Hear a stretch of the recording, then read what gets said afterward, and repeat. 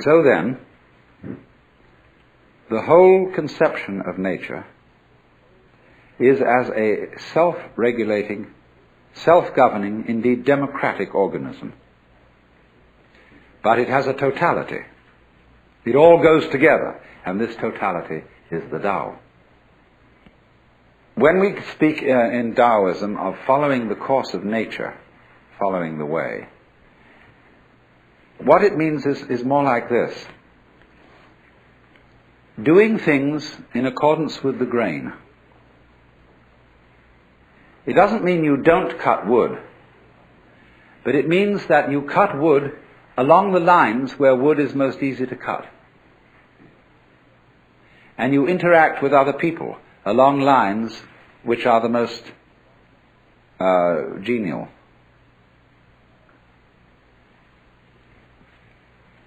And this, then, is the great fundamental principle which is called Wu Wei. Not to force anything.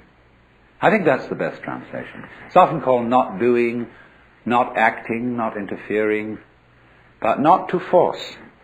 Seems to me to hit the nail on the head. Like, don't ever force a lock, or you bend the key or break the lock. You jiggle until it revolves. So Wu Wei is always to act in accordance with the pattern of things as they exist.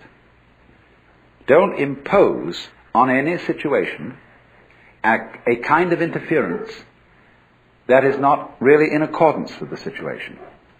It would be better to do nothing than to interfere without knowing the system of relations that exists.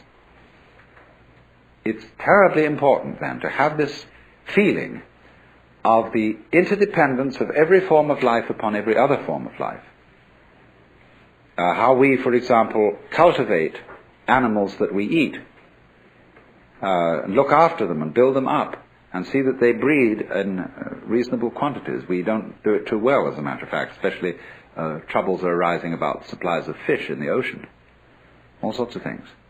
But you have to see that life, that the so-called conflict of various species with each other is not actually a competition. It's a very strange system of interrelationship, of things feeding on each other and cultivating each other at the same time. The idea of the friendly enemy,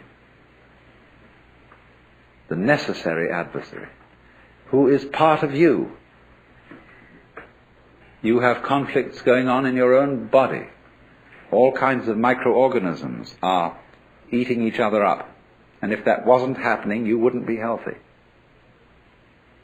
So all those interrelationships, whether they appear to be friendly relationships as between bees and flowers, or conflicting relationships as between birds and worms, they are actually forms of cooperation. And that is mutual arising. You have to understand this as the basis, apply this, not forcing anything, and you get spontaneity. A life which is so of itself, which is natural, which is not forced, which is not unduly self-conscious. Now, another term that is important, although I'm not aware that this word occurs in Lao Tzu's book, it's found in greater use at a much later time in Chinese thought, in a philosophy that is called Neo-Confucian, and it's also used in Buddhism. But it is a very useful word for understanding the sort of order that all this constitutes. It's the word Li, and this means originally the markings in jade, or perhaps the grain in wood or the fiber in muscle. It is translated nowadays in most dictionaries as reason or principle. But this isn't a very good translation. Joseph Needham suggested that organic pattern was an ideal translation for this word. And so in the same way, the foam patterns, the rock patterns, the patterns of our vegetation are at once extraordinarily orderly, but they don't have an obvious order. Nobody can ever pin it down. That's what I'd like to say. You know that there is order there. There's something quite different from a mess, but there's no way of really getting it. Now, in order to be able to paint that sort of way, or to live that sort of way, or to deliver justice that way, if you were a judge, you have to have it innately. You have to have an essential sense of Li, and there's no way of prescribing it. This is the very devil for teachers, because you see, all our universities and schools are trying to teach creativity. That's the great thing these days, you know. And you hear at the Esalen, all sorts of people are giving courses and workshops in creativity. Now, the trouble is this: if we found out a method whereby we could teach creativity, and everybody could just explain how it was done, it would no longer be of interest. What always is an essential element in the creative is the mysterious. And so, again and again in Taoist literature, you will find this character, Xuan, which means the deep, the dark. It's like the black in lacquer. The impenetrable, and yet the profound depth out of which glorious things come, but nobody can see why. This very much goes together with Tao. When there's a place in the Lao Tzu book where he says that the spirit of the valley never dies. Well, the spirit of the valley, the deep ravine, is this. There's a poem which says that when the bird calls, the mountain becomes more mysterious. You imagine, for example, you're in a mountain valley and everything is very silent, and suddenly a crow squawks somewhere. You don't know where that crow is, and that little sound emphasizes the silence. Silence becomes deeper and deeper. Well, this word is used for the kind of mysteriousness which that bird's call creates. So, these two words together are used in Japanese, the expression yugen. And yugen is a quality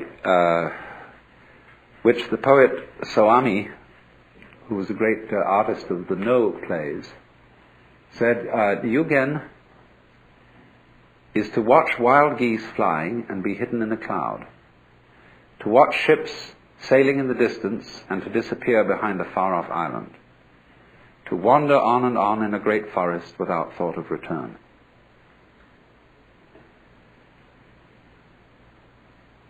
Now, all those things have in them, you see, an element of mystery. There's a Chinese poem which puts it this way. It is a poem written by a man who has gone to find a sage in the mountains. And the sage has a little hut at the foot of the mountain and a boy there who is his servant. I asked the boy beneath the pines. He said, the master's gone alone, herb gathering somewhere on the mount, cloud hidden, whereabouts unknown. And this also creates the mood of yugen. The hermit, you see, is a kind of yugen personality. He's a very valuable person and a very wise person, but nobody knows where he is. And ever so many Chinese poems are concerned with the life of hermits, seeking after hermits, and the wonder of hermits who totally disappear altogether.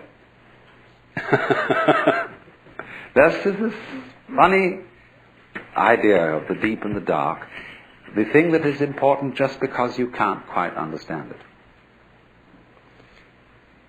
Now, to Westerners, all that tends to sound rather hopeless. You say, if you can't tell us how it's done, what's the use? And that, you see, is because we have insufficient trust in ourselves. We think that we'll never be able to do certain things unless we have instructions as to how to do it. This comes, of course, partly from our toilet training.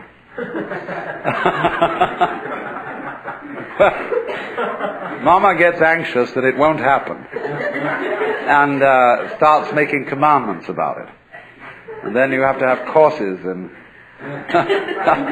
one of the funniest stories I heard was somebody was in a hotel in Europe, in England somewhere, and was going downstairs, and suddenly there was a room, where they have committee meeting rooms, and there were a whole chorus of people saying, "We haven't today, but we will tomorrow. We haven't today, but we will tomorrow." I said, "What on earth is that?" Oh, somebody said, "That is Dr. Coué's constipation class."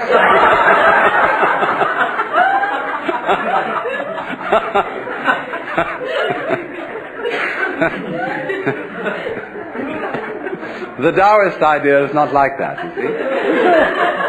Let it happen.